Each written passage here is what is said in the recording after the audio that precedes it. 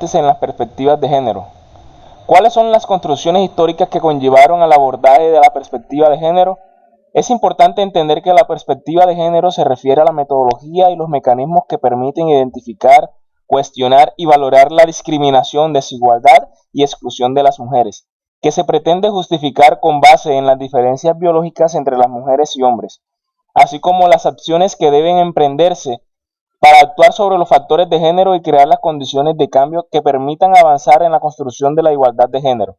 Es por esto que el concepto de género comienza a surgir a mediados de los años 70 según la OEA como propuesta y las interrogantes teóricas metodológicas planteadas por la constatación de evidentes asimetrías y desigualdades existentes entre los hombres y mujeres en función de su sexo.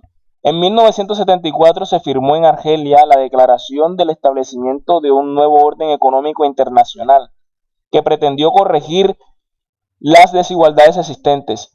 Este hecho marcó la pauta para la celebración de la primera Conferencia Mundial de la Mujer en México en 1975. En ella se habló sobre la discriminación, salud y desarrollo económico. Chiarotti, 1975.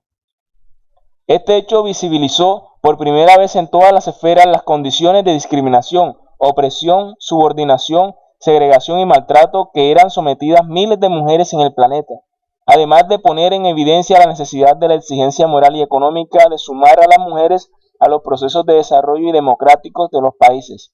Lamas, 2007.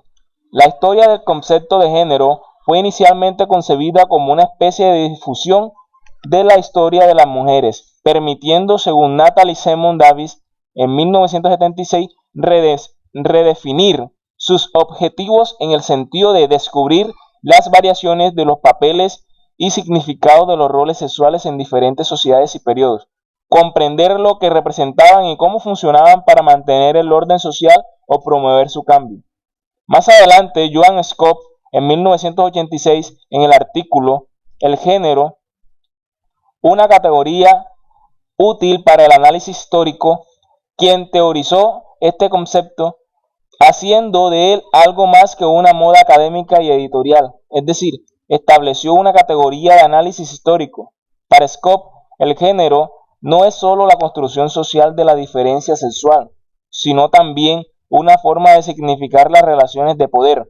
Según Seabra de Almeida, 2009, la elaboración de este doble concepto permitió, por un lado, mirar las relaciones sociales opresivas de otra manera, no colocando a las mujeres en la posición de víctimas y los hombres en la de opresores, sino buscando para cada contexto cronológico, geográfico y cultural las posiciones relativas de cada grupo en la intersección del género con la clase, la raza, etc. Además, hizo posible no solo seguir estudiando a las mujeres como seres sexuados, condicionados por las expectativas que la sociedad tiene en relación a lo que es apropiado a su sexo, sino también empezar a hacer lo mismo en relación a los hombres. Seabra, 2009.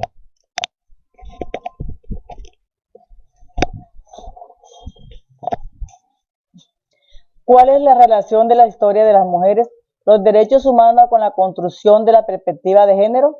En este interrogante se expondrá de manera clara la relación de la historia de las mujeres, los derechos humanos con la construcción de la perspectiva de género. A través del tiempo, las mujeres han vivido de manera plurales en las más diversas circunstancias. Son sujetos de una historia propia, compleja, diversa y contradictoria, que solo podrá comprenderse mediante un análisis que, sin pasar por alto las experiencias específicas de las mujeres, las vincule con los procesos históricos globales. Un conocimiento histórico centrado en las mujeres exige planteamientos metodológicos en constante renovación, pero sin rupturas tajantes con las variadas tradiciones de la disciplina histórica. Se trata más bien de un proceso innovador. La originalidad de la historia de las mujeres se encuentra en el tipo de preguntas como: ¿cuáles son los procesos que llevaron a considerar las acciones de los hombres como normas representativas de la historia humana en general y que las acciones de las mujeres se pasaran por alto o relegadas a un terreno menos importante y particularizado? Habría que concluir que una mujer produce una historiografía diferente de la de un hombre. ¿Qué efecto tiene en las prácticas establecidas de la historia considerar los acontecimientos y las acciones desde otras posiciones, por ejemplo, las de las mujeres? Son preguntas que hacen visible a las mujeres como sujetos históricos inmersos en una circunstancia particular que la conforma a la vez que ellas actúan sobre la misma. ¿Por qué se sigue marginando la historia de las mujeres a pesar de que hace tiempo conquistó su visibilidad y su legitimidad? Gerda Lerner, 1979. Establece que las mujeres siempre han representado la mitad o más de la población mundial. Por eso se refiere a ellas como la mayoría al considerar que han existido en todos los campos de la experiencia histórica, en algunos con mayor presencia que otros. Sin embargo, como pregunta social, rara vez las mujeres se han convertido en precursoras de procesos revolucionarios y se encuentran alejadas de los centros de autoridad institucional y del poder formal, en particular los santuarios masculinos, el religioso, el militar y el político. Duby y Perrot, 1991. Eso no quiere decir que estén incluidas de dichos procesos históricos y de ciertas formas de poderes alternos. Entonces, ¿por qué pervive la idea de que la historia de las mujeres no es relevante? Durante mucho tiempo la respuesta tenía que ver con la definición misma que se dio a la ciencia histórica, centrada en valores masculinos que tomaron solo ciertos acontecimientos, procesos y movimientos como dignos de un análisis histórico de manera exclusiva, volviendo casi invisibles o no relevantes a las mujeres. La historia de las mujeres aceptan las distintas lecciones que le ofrecen sus múltiples relaciones con otros campos del conocimiento. Su originalidad no estriba en sus métodos únicos, sino en las preguntas que plantea y en las relaciones de conjunto que establece. Uno de los problemas más debatidos en la historia de las mujeres es el relativo a la autonomía de las mismas respecto de la historia global. Pueden identificarse dos concepciones: la que plantea que es una historia separada y autónoma, y la que se centra en las mujeres y busca sus múltiples vinculaciones con el proceso social global. En este sentido, se busca lograr un análisis histórico centrado en las mujeres, pero dentro de una concepción de la historia total que considere no solo las estructuras económicas, sociales y políticas tradicionales, sino también las dimensiones de las esferas privadas, la familia, la sexualidad, la reproducción, la cultura femenina, la salud, el trabajo doméstico, la socialización de los hijos, etc. Lo anterior establece una visión integral del conjunto de las experiencias históricas de las mujeres y la complejidad de las relaciones entre los sexos, las modificaciones en el estatus, el proceso de formación de conciencia de las mujeres y los cambios en su situación social. Nass, 1984.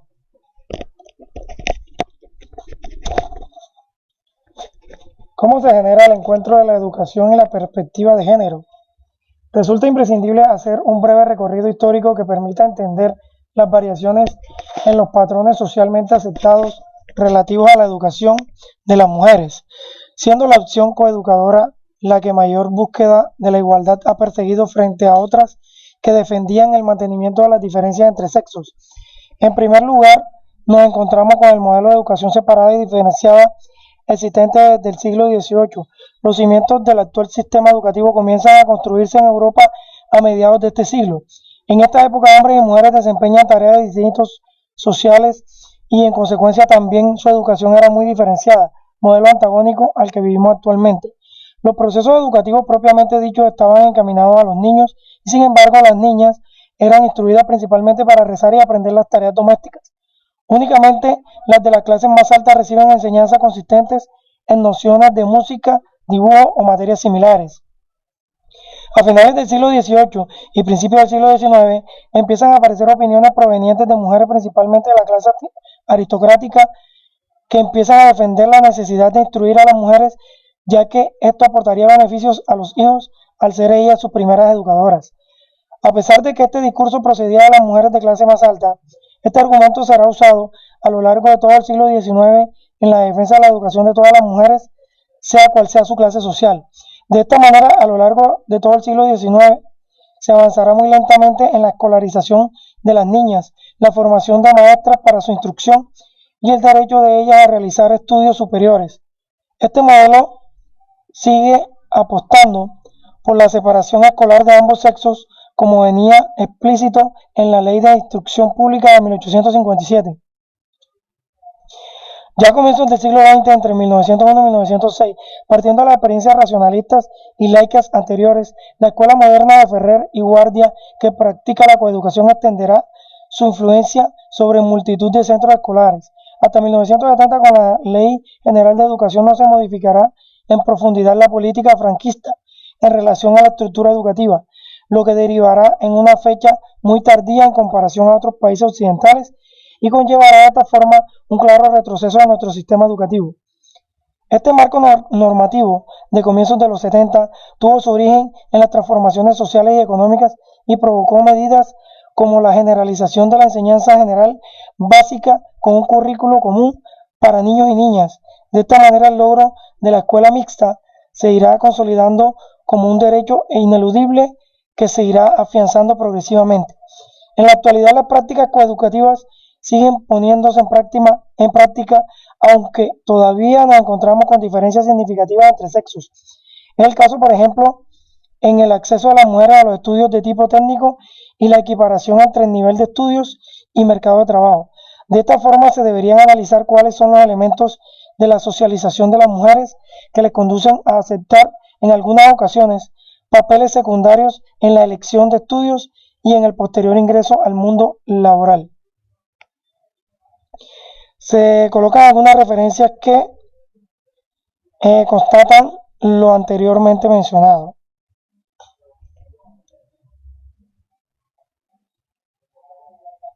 Muchas gracias.